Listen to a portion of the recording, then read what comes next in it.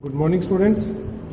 Previous video के अंदर हमने बिजनेस स्टडी के अंदर पढ़ा था स्टाफिंग इम्पोर्टेंस और स्टाफिंग कॉन्सेप्ट। तो उसके अंदर हमने देखा था कि right person at the right job, कि राइट पर्सन को हमें राइट जॉब के ऊपर प्लेस करना है according to their right qualification for the success of any organisation.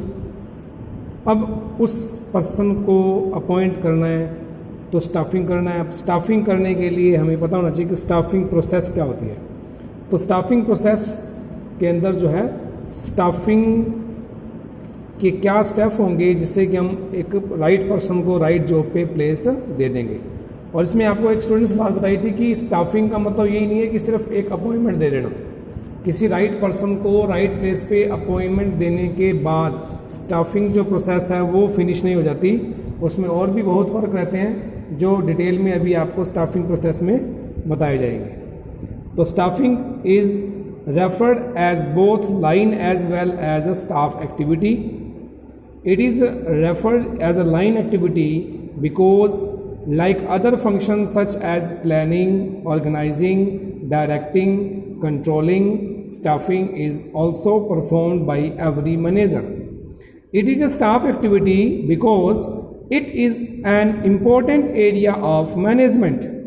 Also like marketing management, financial management, we have human resource management department also in large organization.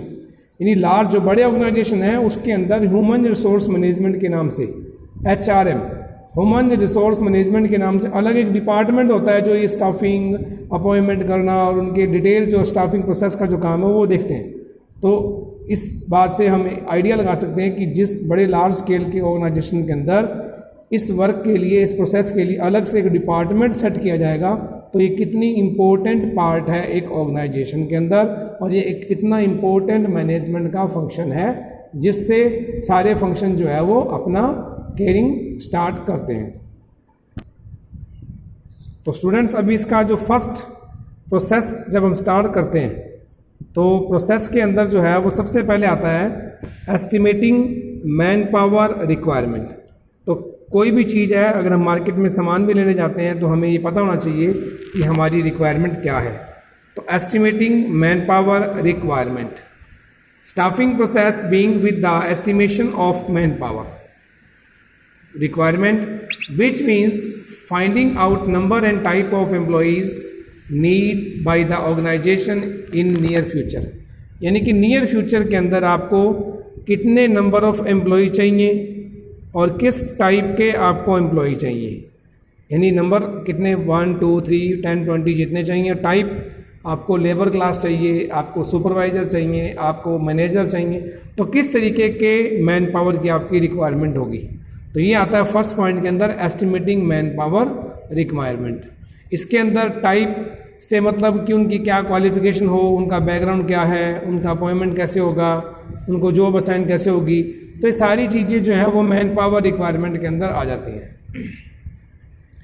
इस man power requirement को estimation करते time हम 3 step और follow करते हैं। उसके अंदर आता है वर्कलोड। वर्कलोड कितना है हमारे वर्कर्स पे, उसके अकॉर्डिंग रिक्वायरमेंट कितनी रहेगी।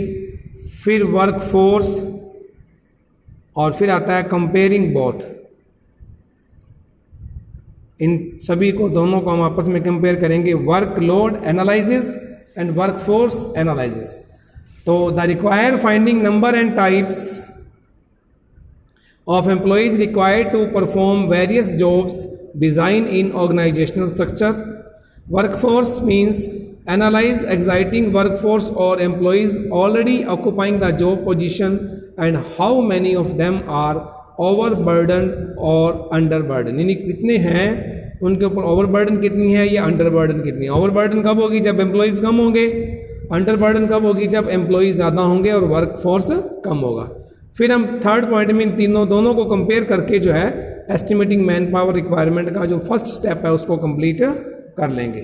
तो क्या चीज़ थी, workload analysis, workforce analysis and comparing the both. Next point है सेकंड प्रोसेस के अंदर recruitment.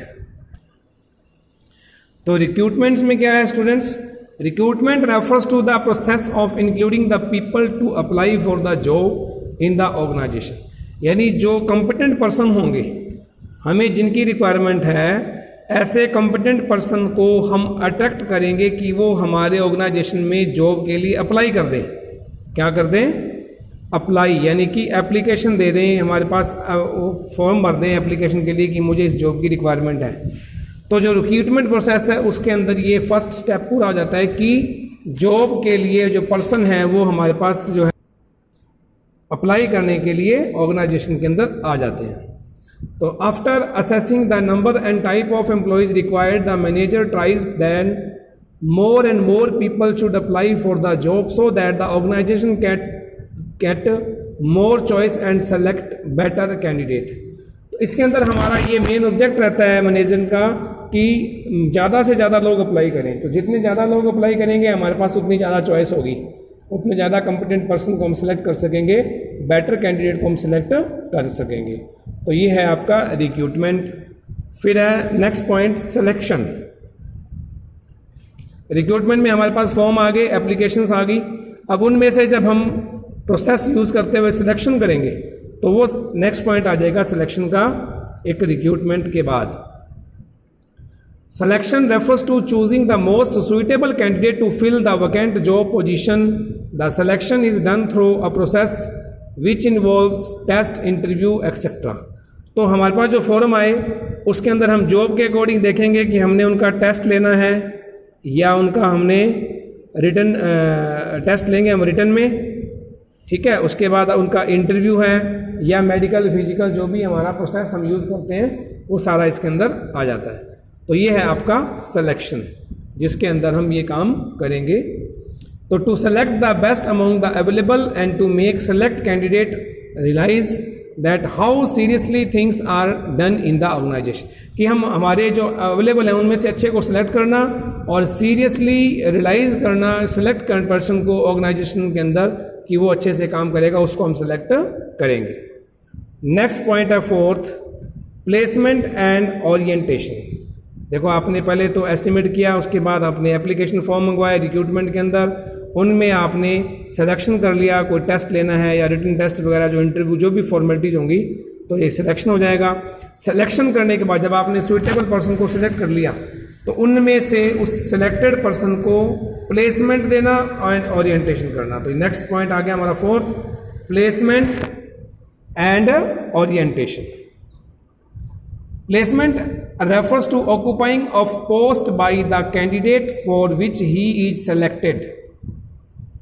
After selection, the employee is given appointment letter and is asked to occupy the vacant job position. यानी उसको आप अपॉइंटमेंट लेटर देंगे और उसको बोलेंगे कि आप अपनी जो ये जॉब वैकेंट है उसके ऊपर आप आ जाइए। ओरिएंटेशन, ये तो हो गया प्लेसमेंट। अब orientation is to introduction of new employees to the existing employees. Large organization organizes orientation programs to familiarize the new employees with the existing, whereas is in small organization superior takes the new employees on round and introduce him to the existing employees. अब orientation का मतलब ये होता है, placement का मतलब तो उनको जॉब पे प्लेसमेंट कर देना, आप अपनी पोस्ट को ज्वाइन कर लो। ओरिएंटेशन का मीन्स ये हो गया कि जो नया एम्प्लॉय आया है उसको पहले से जो एम्प्लॉयज काम कर रहे हैं उनके साथ फैमिलियर्स करना, उनके साथ उसका इंटरव्यू करवाना, इंट्रोडक्शन करवाना। तो बड़े बड़े जो ऑर्गेनाइजेशन होते हैं उनके अंदर तो क्या होता है कि ओरिएंटेशन प्रोग्राम रखे जाते हैं लार्ज स्केल पे, और जो स्मॉल ऑर्गेनाइजेशन होते हैं उसमें जो सुपीरियर होता है वो राउंड लगवा देता है ऑर्गेनाइजेशन का और सभी से मिलवा देता है और सभी से उनका इंट्रोडक्शन करवा देता है, जिसको बोलते हैं ओरिएंटेशन। फिफ्थ पॉइंट है training and development. Training and development improve the competence of employees, and to motivate them, it is necessary to provide training and development opportunities for employees so that they can reach to top and keep improve their skill. जो उनको काम दिया जाता है उससे related उनको training दी जाती है और जिससे कि उनका डेवलपमेंट हो। अब ट्रेनिंग और डेवलपमेंट से क्या होता है, उनके अंदर अच्छी क्वालिटीज़ इंप्रूव हो जाती हैं, उनको अपॉर्चुनिटीज़ मिलती हैं हायर टॉप लेवल पे काम करने की। और ऑर्गेनाइजेशन में have in house training can centre or arrange with some institution to provide training for their employees. Training and development not only motivates employees but these improve efficiency of work also. तो training से हमारा work तो अच्छा होता ही होता है और employees का मोटिवेशन भी होता है क्योंकि वो और अच्छे से काम करता है, इफ़िशिएंटली वर्कर्स में उसकी काउंटिंग हो जाती है. तो by offering the opportunities for career advancement to their employees, organization can improve their effectiveness and efficiency. तो ये था नेक्स्ट और लास्ट स्टेप स्टाफिंग प्रोसेस के अंदर, ट्रेनिंग एंड डेवलपमेंट. तो ये मेन 5 फंक्शन है इसके: estimating man power requirement, recruitment, selection, placement and orientation, training and development. इसके बाद कुछ एक पॉइंट और हैं जिसके अंदर कुछ स्टेप प्रोसेस के अंदर कुछ इंस्टीट्यूशन या कुछ ऑर्गेनाइजेशन इनको लेते हैं, जो ह्यूमन रिसोर्स डिपार्टमेंट जो है वो इसको इंक्लूड करता है. इसके साथ परफॉर्मेंस अप्रेजल, कि जो उसकी परफॉर्मेंस रहती है वो कहता है after taking training and performing the job और something times there is need that employees performance must be evaluated. Training के बाद उसकी परफॉर्मेंस को इवेल्युएट किया जाएगा. Performance appraisal refers to the evaluating the performance employees against some standard. The standard are made known to the employees in advance. Superiors prepare a feedback report on the basis of performance appraisal. अब एक तरह से ये check करना, जो आपको training दी गई थी उसके अकॉर्डिंग आप काम कर रहे हैं तो आपको एक स्टैंडर्ड वर्क दिया जाएगा. स्टैंडर्ड वर्क को जब आप एक्चुअल वर्क से परफॉर्म कर चेक करोगे तो आपकी परफॉर्मेंस अप्रेजल जो है वो हो जाएगी, चेक जो है हो जाएगी. उसके बाद आता है promotion career planning. Its efforts to bring placed at higher job position with more pay, job satisfaction and responsibilities. अच्छी हायर जॉब पोजीशन आपको देते हैं, उसमें ज़्यादा आपको पे मिलेगी, जॉब का सेटिस्फेक्शन और रिस्पॉन्सिबिलिटी है. Generally on the basis of feedback report of employees performance वे are given promotion and opportunities for higher job position. तो देखो आपको ट्रेनिंग दी, ट्रेनिंग से आपकी परफॉर्मेंस चेक हुई, ये अगर आपकी पॉजिटिव रिस्पॉन्स आता है, रिपोर्ट आती है, फीडबैक अच्छा आता है तो आपको प्रमोट किया जाएगा, आपके कैरियर को प्लान किया जाएगा, आगे प्रमोशन दे करके हाई पोस्ट पे, हाई पे पे आपको प्रमोट कर दिया जाएगा. और लास्ट है कंपनसेशन. तो compensation is that include pay, reward and other incentives given to employees. It includes direct as well as indirect payment. Direct payment such as wages, salary. अब डायरेक्ट पेमेंट में तो आप कंपनसेशन में काम करते हो, उसके लिए वेजेज मिलती है या सैलरी मिलती है. And indirect payment such as medical facility, insurance. अब आपको मेडिकल फैसिलिटी दे दी गई फ्री, आपका इंश्योरेंस करवा दिया गया, तो ये सारे के सारे क्या इनडायरेक्ट पेमेंट्स होते हैं. उसके साथ the manager must fix the right compensation on the basis of qualification type of job. अब हर एक पर्सन की जॉब के अकॉर्डिंग, पोस्ट के अकॉर्डिंग और उसकी जो क्वालिफिकेशन है उसके अकॉर्डिंग जो है उसकी जो कंपनसेशन जो सैलरी है वो फिक्स हो जाती है. इसके अंदर भी 2 चीज़ें होती हैं, एक तो टाइम बेस और एक हो जाता है आपका परफॉर्मेंस बेस. तो जो टाइम बेस है और परफॉर्मेंस बेस है, टाइम बेस के अंदर तो क्या होगा, दिस प्लान मीन्स सैलरी और wages are paid on daily, weekly और मंथली. कि आपको डेली वेजेस मिलना है, वीकली पेमेंट कितनी मिलनी है या मंथली सैलरी क्या मिलेगी. परफॉर्मेंस बेस में आपकी जो परफॉर्मेंस होगी उसके अकॉर्डिंग आपको रिवार्ड मिलेगा. Under this method the payment is made to employees on the basis of number of pieces और unit produce by the employees.